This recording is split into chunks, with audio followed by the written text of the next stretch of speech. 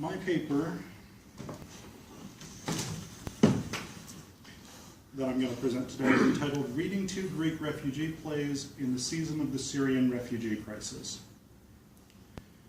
In January of this year, a number of newspapers reported that unusually harsh winter conditions threatened the lives of refugees housed, and I use the word housed provisionally here, on Greek islands like Samos, Chios, and Lesbos. Mostly fleeing violence in Syria as well as other Middle Eastern and North African countries, the refugees found themselves trapped on islands at the edge of a Europe imagined to promise a respite from violence and death. In the New York Times, Liz Alderman writes, "Greece remains Europe's holding pen for nearly 60,000 men, women, and children. Many have been living for months in a distressing limbo in sordid refugee camps on the mainland and on Greek islands near Turkey, unable to move to countries where they had hoped to seek asylum and with no means or motivation to return to Syria, Iraq, or other countries from which they fled war or economic hardship." As I read these stories in the New York Times, the Telegraph, and elsewhere, I began increasingly to recall the ancient Greeks who perceived themselves as standing on a border between Europe and Asia, a border often tensely contested.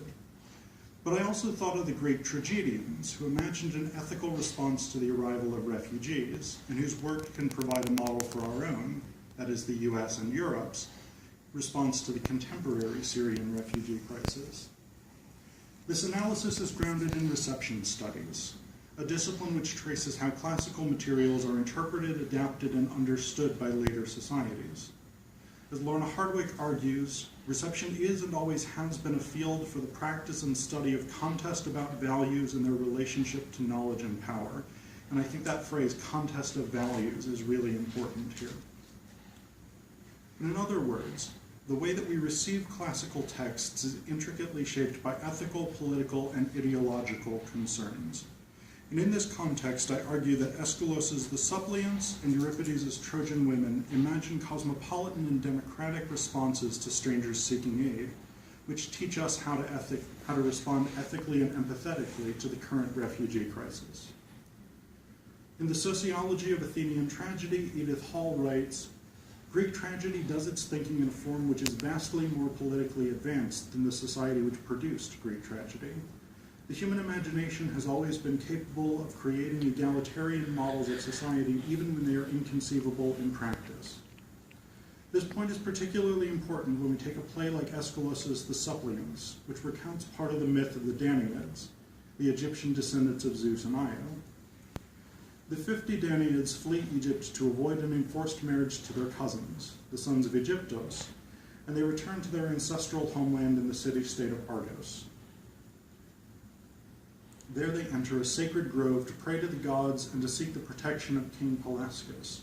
However, Pelasgus tells the maids that, "It is not my house at whose hearth you sit, and if the Argive state stands liable to guilt herein, the people of Argos must together work its cure. Therefore I'll undertake no pledge till I have shared this issue in full council with my citizens." And shortly afterwards we learn that the Argive council decides in favor of the suppliants. Pelasgus here appeals to a democratic tradition that would have been totally foreign to the Argos of classical mythology, but eminently recognizable to Aeschylus' audience in 5th century BCE Athens. Incidentally, the exact date that the Suppliants was first performed is disputed, though it was probably no earlier than 470. This is an important appeal because here Aeschylus endorses a democratic politics, and while we now tend to think of Athenian democracy as an established and fairly non-controversial fact, the truth is that it was much contested in the 5th and 4th centuries, and tragedy played a key role in promoting popular rule. In her wonderful book, Reaching Athens, Margarita Leera explains, "The particular synergy which was undeniably established between the democratic system and dramatic performances emerged more clearly when political leaders such as Themistocles and Pericles, often acting as sponsors of the chorus through the institution of the choragia, sought to promote democratic values through tragedy, reinforcing their agenda by promoting the idea of Athens as a democratic community." In other words, as we shall see in more detail below, tragedy was deeply intertwined with the emergence of democracy in Athens. Returning to the Suppliants, however, I want to point to one more important textual element before moving to the next portion of my talk. That is the focus on establishing kinship ties between the Argives and the Danaids. Almost from the beginning, that is the second stanza of the Parados, or choral opening song, Aeschylus mentions that the Danaids are descended from Io, driven from Argos by Hera's jealousy generations earlier. But this point is made in much greater detail when Pelasgus arrives to investigate what these foreigners are doing in Argos' sacred grove. He asks them repeatedly where they are from and how their ancestry connects them to his city-state. Tell me clearly how you derive from Argos your descent in blood. This concern with kinship, almost as a precondition for hospitality, suggests the troubled relationship between ancient Hellenes and foreigners, and shows a relation to this point and suggests that it can be reread today as a basis for US and European hospitality for Syrians. Now, if Aeschylus dramatizes the democratic acceptance of foreign refugees, even though those with ties of kinship, Euripides' 415 BCE play The Trojan Women is even more radically challenging, as it demands that Athenian Greeks empathize with the victims of their own imperialism.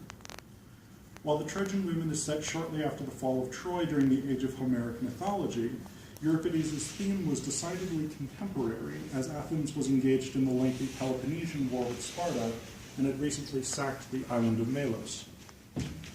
Euripides stages the lament of the enslaved Trojan women, positioning the Greek victors as cruel, profane, cowardly, and easily swayed by the corrupt Helen. Whereas the Greeks decide to murder the childless Theanax so they cannot grow up to avenge the destruction of Troy, the broken and enslaved Queen Hecuba shows herself to have more honor and courage than all the Greeks combined when she seeks a final glorious death in the fires of her burning city. O Troy, great city, once breath and grandeur on the barbarian scene, how fast your glory is extinct. So hurry, hurry into the flames, let my glory be to die in the bonfire of my home. In an act that would have resonated with the Hellenic honor culture of the audience, Hecuba chooses, those prevented from achieving, martyrdom in the name of her city, rather than slavery in Greece. Even apart from this gesture at the end of the play, Euripides builds sympathy for the Trojan survivors as the tragedy catalogues their losses, fears, and anxieties. Poseidon, the patron god of Troy who provides the prologue, says, if you want to see misery at its worst, look at the creature lying there, poor Hecuba, weeping a plethora of tears for a plethora of disasters. And Euripides doesn't let us forget any of the disasters which have befallen Hecuba, Cassandra, Andromache, and the chorus of enslaved Trojan women. Even as the women lament their losses during the war, husbands and sons killed, daughters and sisters raped, and Troy burned, new sorrows are added to the burden. First, Hecuba is informed that her daughter Polyxena has been sacrificed at the tomb of Achilles. Then the holy virgin Cassandra is assigned to serve as a sex slave for Agamemnon. Then as Theanax is thrown from the battlements to die on the rocks below.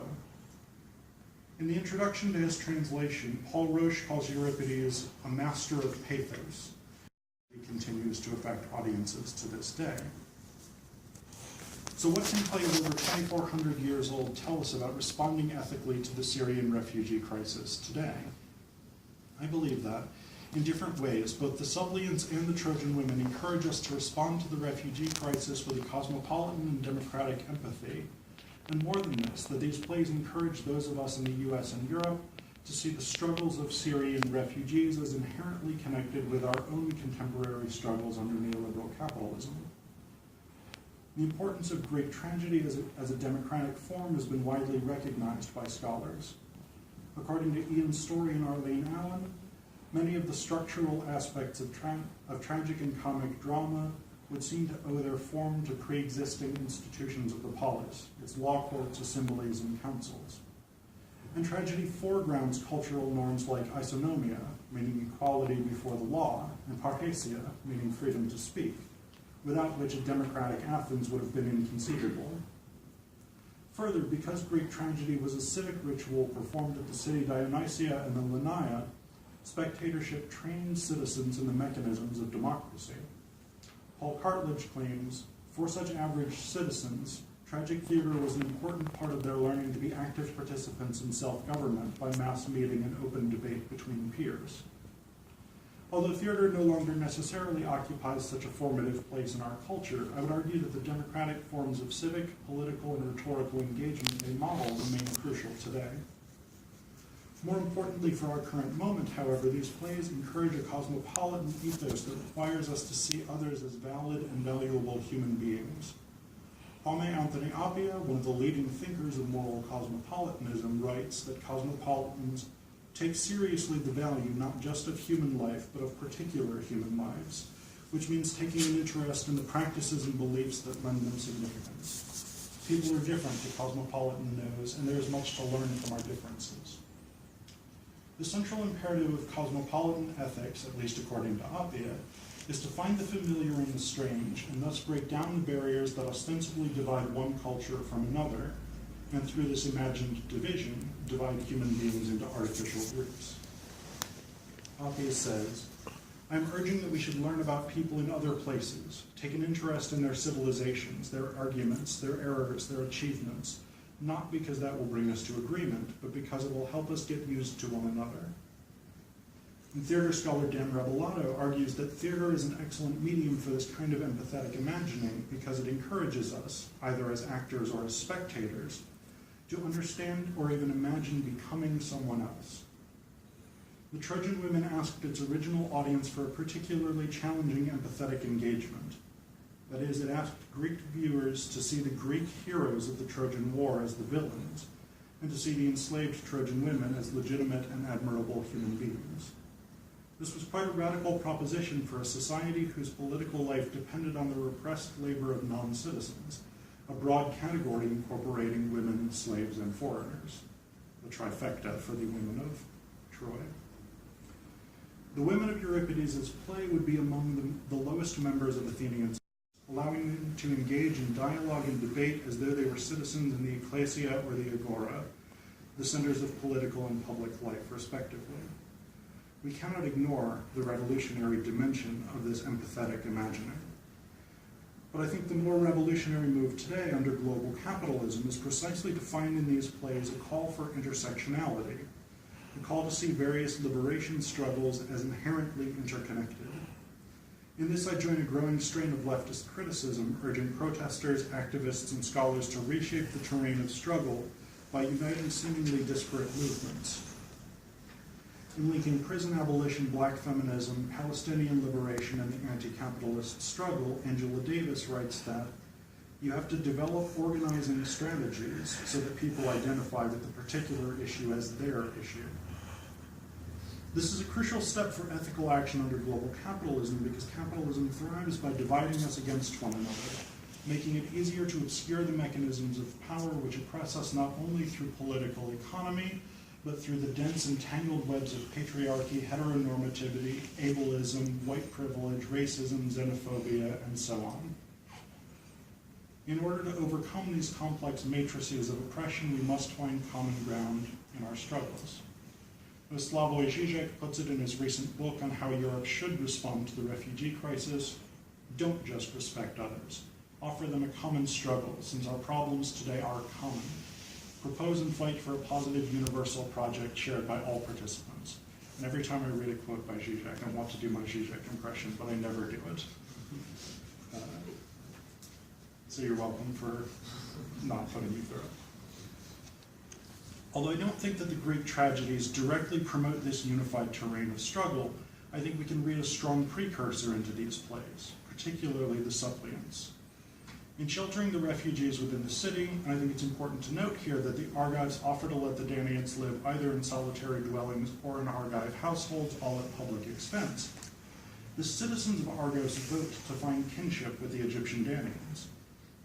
And I think it is a mistake today to see this kinship as merely ties of ancestry, however much Aeschylus may have meant it as such.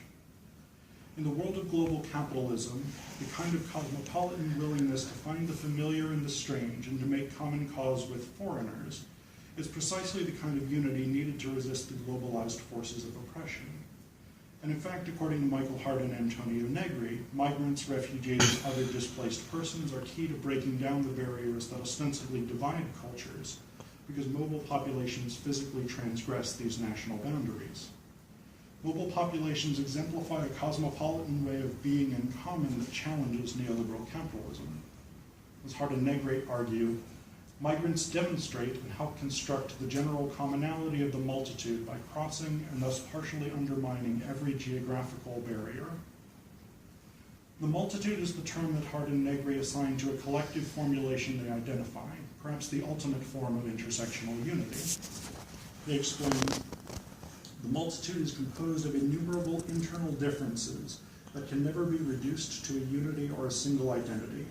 Different cultures, races, ethnicities, genders, and sexual orientations, different forms of labor, different ways of living, different views of the world, and different desires. The multitude is the multiplicity of all of these singular differences.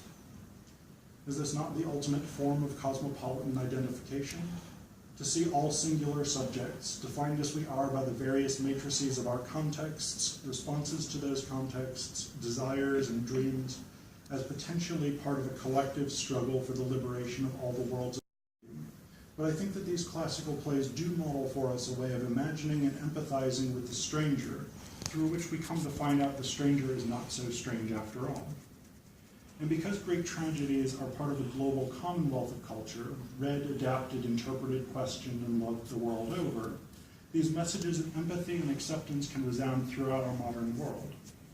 To illustrate this point, I want to very briefly mention the Syrian Trojan Women Project.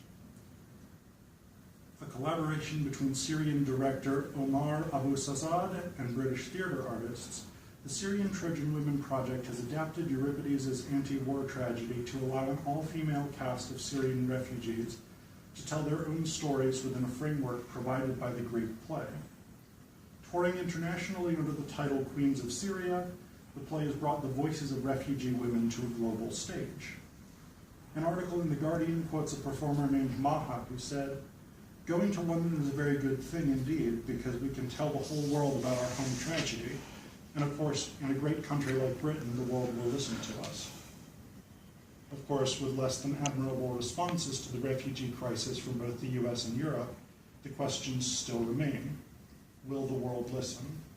And if so, will we hear the voices of strangers or the echoes of our own struggle? Thank you.